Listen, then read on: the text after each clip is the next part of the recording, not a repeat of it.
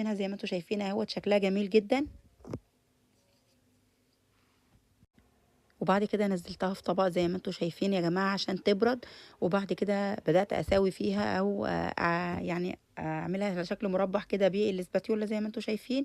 وبعد كده بدأت اقطعها على الطول زي ما انتوا شايفين كده.